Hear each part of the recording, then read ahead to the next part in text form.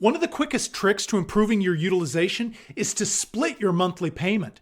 Pay half of it 2 weeks early and the other half when your payment is due.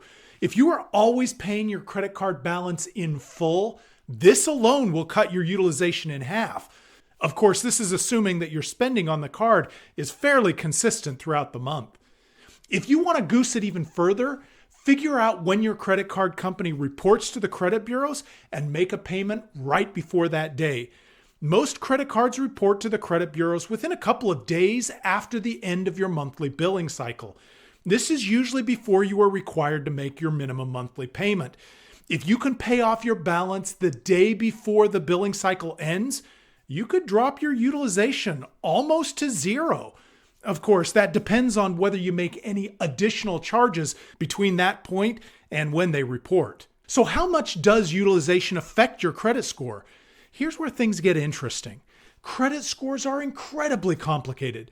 They have dozens of different metrics and they all interact to produce your score. It can be very challenging to determine how things will interact in your circumstances. But utilization is kind of the exception.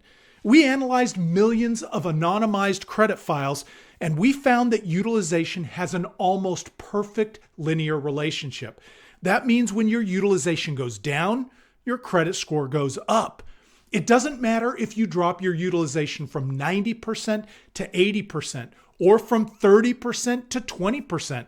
That 10 percentage point drop improves your credit score the same amount.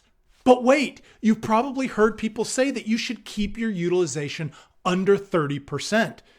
That's just a rule of thumb someone made up because it sounded good. There is no basis in the data for 29% being significantly better than 31%. That's actually good news. If you have a high utilization right now, you don't have to get discouraged because it will take you months to whittle it down below 30%. Any improvements you make right now will improve your credit score. And if your utilization is already at 30% and you are looking for more improvements in your credit score, you can still make progress by cutting your utilization. So what exactly is utilization? The actual definition is the percentage of your available credit that you are currently using. Utilization only matters for revolving credit, or credit that you can borrow against fluidly, like a credit card or a line of credit. If you have a single credit card with a credit limit of $1,000, your available credit is $1,000. Let's say that you make a $200 purchase. You are using 20% of your available credit. Your credit utilization is 20%. If you have two credit cards, one that has a $200 credit limit and the other one that has an $800 credit limit, you still have $1,000 in available credit. If you max out the first credit card, your utilization on that card is 100%, but your overall utilization is still just 20%. It's important to remember that utilization is not the same thing as debt. You can have a high utilization and never carry a balance or pay interest from month to month. The credit card reports your balances to the credit bureaus every month. They are not reporting whether the balance was carried over from previous months or just spending from this month. The credit bureau doesn't actually care. They just want to know how much of your available credit you are using at the moment it is reported. It's a snapshot at a single moment in time. The credit bureau also is interested in whether you're making on-time payments, but that's a different video. What is the ideal utilization? I suppose the ideal utilization is below 10% or zero, but really only if you are still using the card. The credit scoring agencies love to see that you are using credit wisely. That means having credit, making payments, and not getting in over your head. That's all they care about. They aren't passing moral judgment on you. They are just trying to predict whether you are likely to default on a loan in the next 24 months.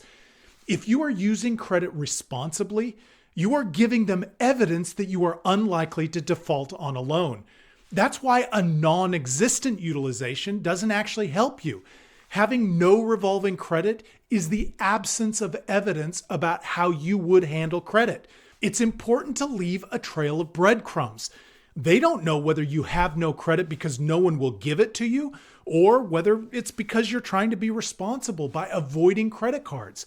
So if you need to build your credit score, you need to give them footprints in the sand that show evidence of your responsibility.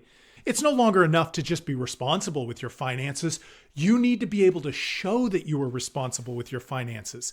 If you need a good credit score because you want to finance a new car purchase or buy a house or get approved for a nice apartment, you need to leave evidence that you are responsible with your finances.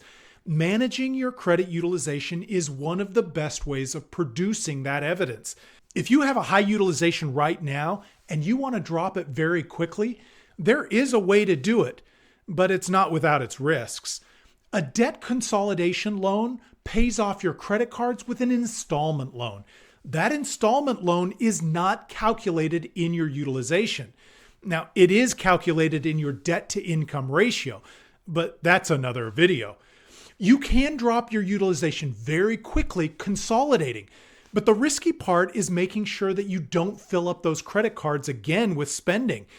If you do, you will be in significantly worse shape. If you want to see what kind of debt consolidation loans you could qualify for, head on over to our marketplace page at the Yukon Project. You can apply to any one of our featured lenders, and we will check your rate with up to 40 other lenders behind the scenes. Our partners use a soft credit check, so applying won't hurt your credit score. We will show you all of the lenders that will approve you, so you can pick the loan that's best for you. If you found this information useful, helpful, or even mildly interesting, please like this video and subscribe to our channel. Thanks for watching.